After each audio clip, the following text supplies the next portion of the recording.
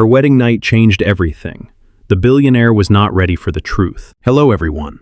Before we begin today's story, I have a small favor to ask. Please hit subscribe and turn on the notification bell so you never miss our channel's new videos. It is quick, free, and the best way to support us in bringing you more dramatic stories. Your support truly means the world to us. Where are you watching from today? Drop your city or country in the comments below. Thank you very much.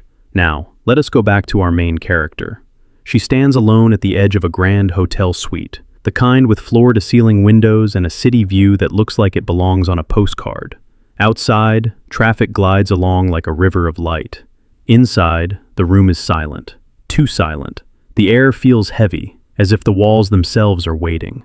This is her wedding night, not the kind she dreamed of as a little girl. There are no flowers scattered across the floor. No laughter drifting in from friends down the hall. No warm chaos, just quiet. And a contract signed in black ink, resting somewhere in a briefcase downstairs. She keeps her back straight, shoulders squared, even though her hands tremble slightly at her sides. The dress she is wearing is beautiful, custom-fitted, worth more than everything she has ever owned combined. It feels borrowed, temporary, like everything else in her life tonight. This marriage was never meant to be romantic. It was meant to solve problems. For him, it was clean and strategic. A controlled move to satisfy family pressure, protect a business image, and secure a future that had already been mapped out in boardrooms and private meetings. He is a billionaire who does not believe in chance. He believes in leverage, timing, and contracts that leave no room for emotion. For her, it was survival. A final door that opened when every other one slammed shut. Hours earlier, cameras flashed as she walked beside him down the aisle. Guests whispered. Some smiled politely. Others stared, trying to place her. She had felt their questions without hearing a single word. Who is she? Where did she come from? Why her? She answered none of it. She lifted her chin, said the vows she had rehearsed, and did exactly what she promised herself she would do. Do not break. Not tonight. Now, standing in the quiet of the suite, she hears footsteps behind her. Slow, confident, familiar already, though they barely know each other. He enters the room like this moment is just another obligation to complete. His jacket comes off. His expression is calm, controlled. He assumes this night will follow the same rules as everything else between them. Clear boundaries, no surprises. He thinks he knows who she is. He thinks this night is only a formality, a final checkbox at the end of a very expensive day. But as she turns to face him, something in her eyes gives him pause. There is no fear there, no desperation, only resolve. The kind that comes from someone who has already lost too much to be easily intimidated. He does not realize it yet, but this is the moment where control begins to slip. Because this wedding night is not going to confirm the contract. It is going to expose the truth. And once that truth surfaces, nothing about this marriage will remain simple again. She does not speak right away. Instead, her mind drifts backward, not to the ceremony or the cameras, but to the weeks before this night, to the moment when her life quietly began to collapse, piece by piece, with no audience and no sympathy. It started with a phone call she almost did not answer. The landlord's voice was polite, rehearsed, and final. The building had been sold. The new owners wanted renovations. Tenants would need to move out within 30 days. No exceptions, no extensions. 30 days. She remembers standing in her small kitchen, staring at the cracked tile near the sink, while the words sank in.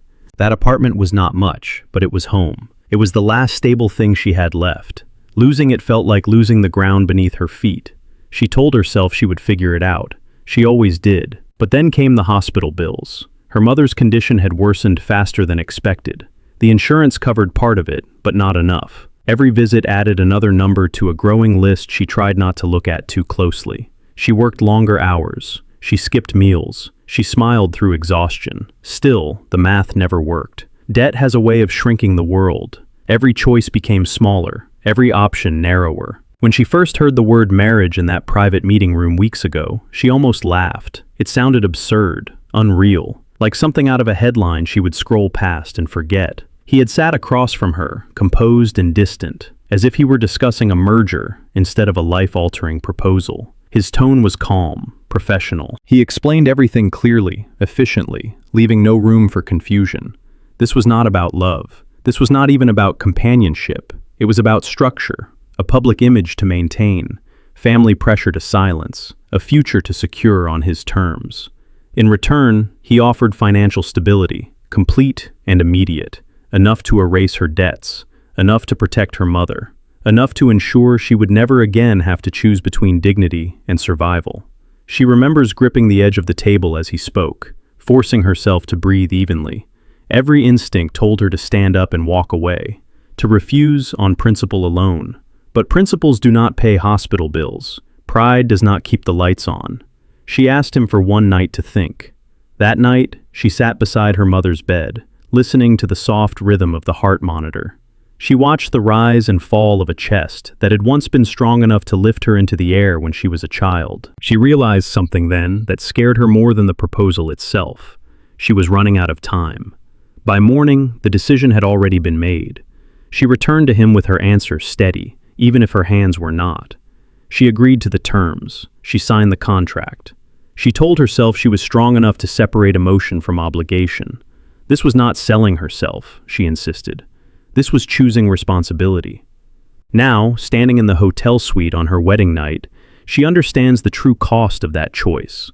The weight of it presses against her chest, heavier than the dress, heavier than the silence. Across the room, he watches her closely. He sees the hesitation in her posture. He mistakes it for nerves, for fear. He does not see the calculation beneath it. He does not see that for her, this marriage was never a strategy. It was the last door that had not yet closed. And as she finally lifts her eyes to meet his, one truth becomes painfully clear. She did not come here expecting love. She came here expecting to endure. What neither of them knows yet is that endurance is about to give way to something far more dangerous. The truth. And once it surfaces, neither money nor contracts will be enough to contain what follows. The contract had been signed weeks ago, but its rules were being enforced tonight for the first time. He breaks the silence first, his voice calm, measured, as if emotion were something that could be managed through tone alone. He reminds her that this arrangement was discussed in detail, that nothing about tonight should come as a surprise, that expectations were clearly defined, no illusions, no confusion. This marriage, he says, exists on paper before it exists anywhere else. He walks to the small table near the window and opens a leather folder, the same one he carried the day they met in private. Inside are copies of the agreement, neatly arranged, every page numbered, every clause precise. He does not need to read them aloud. He knows them by heart. He gestures toward the seating area, inviting her to sit as if this were another meeting. She does. The distance between them feels deliberate now, calculated. He explains the boundaries again, not unkindly but firmly. There will be no public displays beyond what is required. Their private lives will remain separate. Questions about the past are unnecessary. Emotional involvement is neither expected nor encouraged. This is a partnership in name only. She listens without interrupting, her expression neutral. If she feels something twist inside her chest, she does not allow it to show. She has heard these terms before. She agreed to them. Still, hearing them repeated on their wedding night gives them a different weight. Permanent, inescapable. He pauses, then adds one final condition, one he considers generous. She will have full financial security, complete freedom to pursue her interests, privacy, protection. In return, all he asks is compliance. She nods slowly, acknowledging his words. Then she surprises him. She asks for one clarification. Her voice is steady, quiet, but it carries. She asks what happens if one of them wants out. Not immediately, she explains, not tomorrow, but someday. If this arrangement becomes more than either of them anticipated. He hesitates, just for a fraction of a second. He tells her the contract accounts for that as well. There are exit terms, financial settlements, confidentiality clauses. Everything has been anticipated, everything except emotion. She thanks him for his honesty. Then she does something unexpected. She reaches into her bag and places something on the table between them. A folded piece of paper, worn at the edges. It is not part of the contract. It is not legal. It is deeply personal. He looks at it, confused. She tells him this is her only condition. If she is going to live under his name, stand beside him in public, and share a life defined by his world, then there is one thing she refuses to surrender: her dignity. She will follow the rules. She will respect the boundaries, but she will not be treated as an asset or a liability. She will not be spoken to as if she were replaceable. If that is a problem, she says, they can end this now. The room feels different after that. He studies her more carefully than before. For the first time, he realizes she is not intimidated by the money, the setting, or the power imbalance. She did not come here to be rescued. She came here with terms of her own. He agrees. Not because the contract requires it, but because something in her gaze makes him understand that pushing further would be a mistake. They stand again, the conversation over, though nothing has truly been resolved. As he turns away, convinced he has re-established control, he does not notice the subtle shift that has already taken place. The contract may define their marriage, but it no longer defines her. And somewhere beneath his certainty, a quiet unease begins to form. Morning arrives without ceremony. Light slips through the sheer curtains of the suite, pale and indifferent, illuminating a room that already feels less like a honeymoon and more like a transition point. She wakes before he does, not out of excitement, but habit. Years of worry have trained her body to rise early, even when there is nowhere urgent to be. She dresses quietly, choosing simple clothes provided by the staff. Everything fits perfectly. Everything feels impersonal. By the time he joins her, already focused, already composed, the rhythm of their new life has begun to take shape. The days that follow move quickly, too quickly. She is introduced to a world that runs on schedules, unspoken rules, and expectations she was never taught, but is somehow expected to master. There are meetings where she is presented as his wife, without explanation. Luncheons where conversations pause just long enough to measure her worth.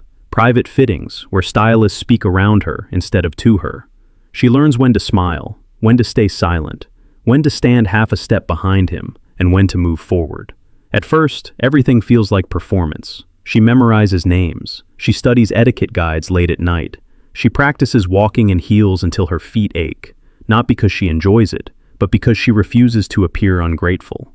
Every gesture becomes deliberate. Every mistake feels amplified. He watches from a distance, not with cruelty, but with detachment. He corrects her quietly when necessary, offers instructions without warmth or judgment. He treats her like a role that needs training, not a person who needs reassurance. In his mind, efficiency is kindness. But there are moments he does not anticipate, moments when her presence disrupts the pattern. At a charity dinner, a donor speaks to her condescendingly, assuming she is impressed by wealth alone. She responds politely, but her words are sharp with intelligence, informed, thoughtful. The table goes quiet. He notices the shift. The donor laughs it off, unsettled.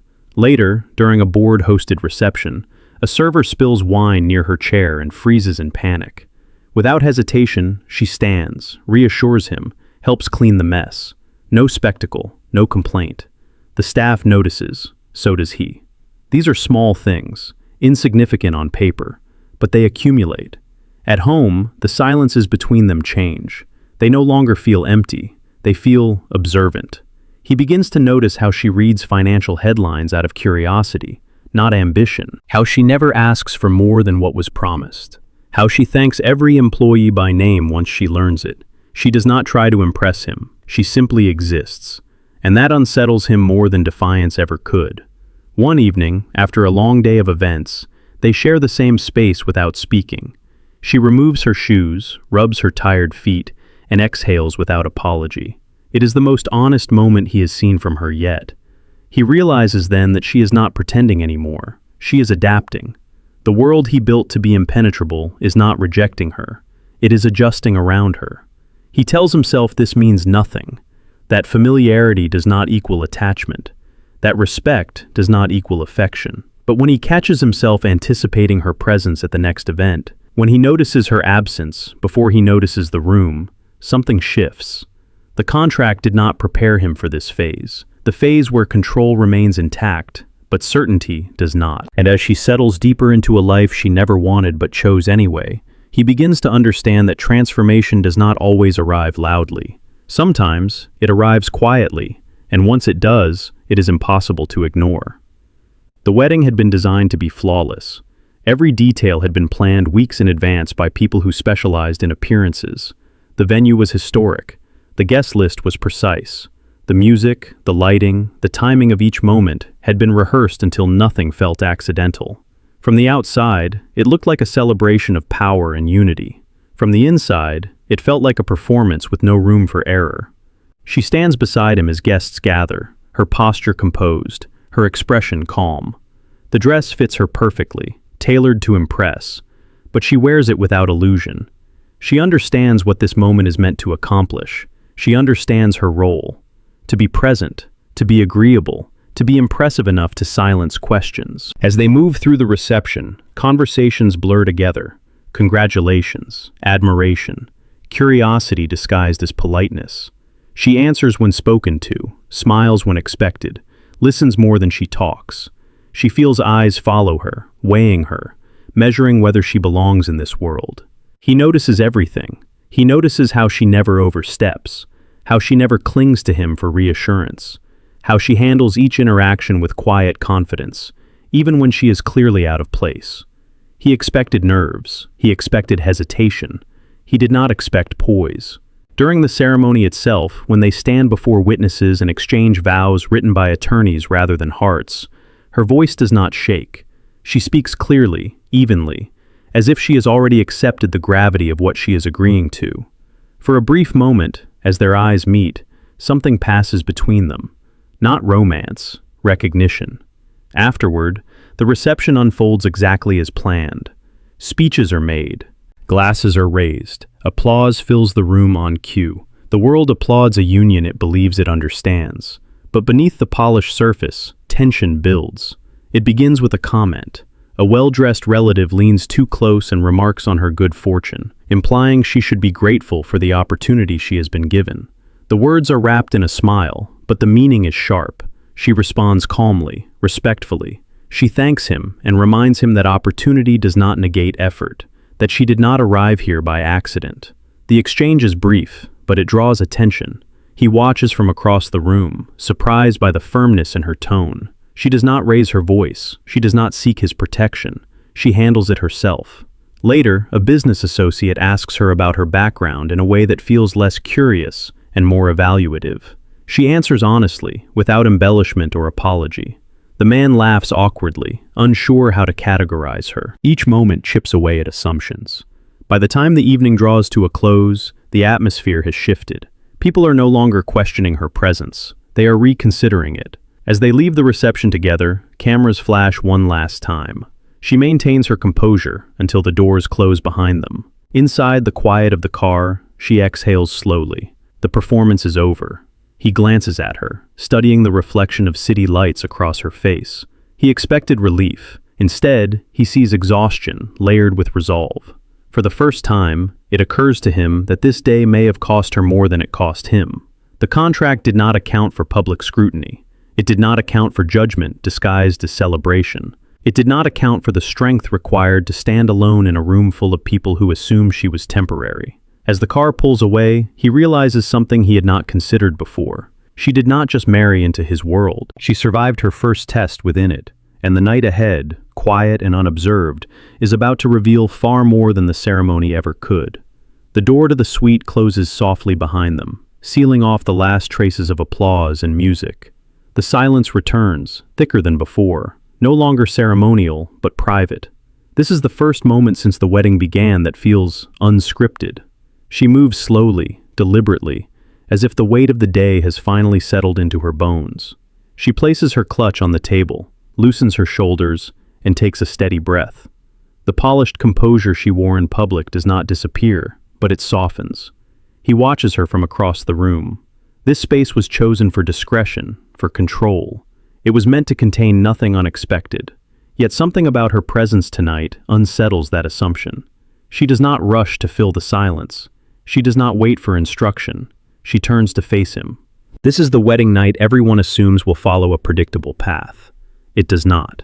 He begins to speak, intending to restate the boundaries, to maintain the structure they agreed upon. But she interrupts him gently, not rudely, not defiantly, simply with quiet resolve. She tells him there is something he needs to know. He pauses, surprised more by her tone than her words. He nods once, signaling permission, though the gesture feels unnecessary now. She does not dramatize what she says. She does not frame it as a confession or an apology. She speaks plainly, as if honesty is the only thing she has left to offer. She tells him that the contract saved her life, not metaphorically, literally. She explains the timeline carefully, the eviction notice, the medical bills, the deadline she could not outrun. She explains that she did not accept his proposal because she wanted wealth or status. She accepted because she had exhausted every other option. Then she tells him the part she never intended to share, that even with the contract, even with the money, there are things it cannot fix, that her mother's illness is not temporary, that time, not finances, is the true limitation, that she married him knowing she might one day ask for something no contract can guarantee: time. Her voice remains steady, but something shifts in the air between them. This is not the story he expected. He had assumed desperation, perhaps ambition, maybe manipulation. He did not expect truth delivered without leverage. He asks her why she did not say this sooner. She answers simply, because he did not ask. The words land heavier than any accusation. She tells him she never lied. She only complied with the rules he set. No questions about the past, no emotional involvement, no explanations required. She followed the contract exactly as written. He feels something tighten in his chest. For the first time, he sees the arrangement from her side, not as a calculated opportunity, but as a narrow bridge she crossed, with no guarantee of safety on the other end. She finishes speaking and waits, not for approval, not for reassurance, just acknowledgement. He looks at her differently now, not as a role he assigned, not as a variable he accounted for, but as a person who stepped into his world, carrying a burden he never bothered to measure. He realizes then that this night did not change everything because of intimacy or expectation. It changed everything because of truth. And truth, once spoken, cannot be returned to silence. The contract is still intact. The boundaries still exist, but something irreversible has already occurred. He is no longer certain who holds the power in this room, and that uncertainty follows him as the night deepens, reshaping everything he thought this marriage was meant to be. The shift happens quietly, but its impact is immediate. He does not raise his voice. He does not accuse her outright. Instead, he retreats into control, the familiar refuge he has relied on his entire life. His expression hardens, not with anger, but with calculation. He tells her that what she shared changes nothing. The contract stands. The terms are clear. Personal circumstances, no matter how difficult, do not alter the structure they agreed to. He reminds her that this marriage was never built on emotional transparency. It was built on boundaries. She listens, her face still, but something in her posture straightens. She asks him if that is truly what he believes. He responds that belief is irrelevant. Reality is what matters. He has honored his part of the agreement. He has provided stability, protection, and discretion. In his mind, that is fairness. Her silence stretches longer this time. When she finally speaks, her voice is calm, but it carries weight. She tells him she understands contracts. She understands leverage. She understands that his world runs on predictability and control. What she does not understand, she says, is why honesty feels threatening to him. The words catch him off guard. She tells him she did not ask for sympathy. She did not ask for exceptions. She asked only to be seen clearly, to exist in this marriage as more than a solution to his problems. He counters that clarity is exactly what he offered from the beginning. He never pretended this would be anything else. He never promised warmth or understanding. She nods. Then she says something he does not expect. She tells him she is prepared to leave, not dramatically, not impulsively, prepared. She explains that if this marriage requires her to remain silent about her humanity, then it is no longer a shelter. It is a cage, and she has already lived in enough of those. She reminds him of the clause he himself insisted on, the one that allows either party to exit under mutually agreed conditions. She tells him she will accept whatever settlement the contract outlines. She will sign the confidentiality documents. She will disappear from his world without scandal. She will not beg. The room feels suddenly smaller. He did not anticipate this response. He expected negotiation, compromise, gratitude even. He did not expect her to choose uncertainty over security. He asks her where she would go. She answers honestly. She does not know, but she would rather face instability on her own terms than remain where her truth is inconvenient. For the first time, he feels the threat of loss, not financial, not reputational, personal. He realizes that despite the contract, despite the power imbalance, she has never been dependent in the way he assumed. She relied on him, yes, but she never surrendered herself. The argument does not escalate, it fractures. He turns away, pacing the room, searching for logic that no longer fits neatly into his framework. She remains still, waiting, not as a subordinate, but as an equal prepared to walk away. This is the crisis neither of them planned for. The moment where the contract offers solutions, but none that feel sufficient. He understands now that control cannot resolve this. Only choice can. And as the silence stretches between them, heavy with possibility, one question lingers unanswered. Is he willing to lose her to preserve the structure he built? Or is he finally ready to let that structure bend? The answer will redefine everything that comes next. He stops pacing, not abruptly, not dramatically. He simply comes to a halt, as if his body has reached the edge of a conclusion his mind has been avoiding. For the first time that night, he does not look at the room, the windows, or the city beyond them. He looks at her. She stands where she has not moved from, her hands relaxed at her sides, her expression calm but resolved. She is not posturing, she is not waiting for persuasion. She has already decided who she is willing to be in this moment. He realizes then that this is not a negotiation, it is a reckoning. He asks her one question, his voice lower now, stripped of authority. He asks whether she ever intended to stay, if things had remained exactly as written in the contract. She answers honestly. She tells him she planned to honor the agreement for as long as it protected what mattered most. But she never planned to disappear inside it. She never planned to become quiet to make things easier for him. She tells him that walking away will hurt. It will cost her stability. It may undo everything she fought to preserve. But staying without dignity would cost her more. The words land without accusation. They do not need one.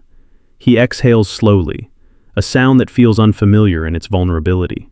For years, every problem he faced could be solved by leverage, resources, or distance. This one cannot.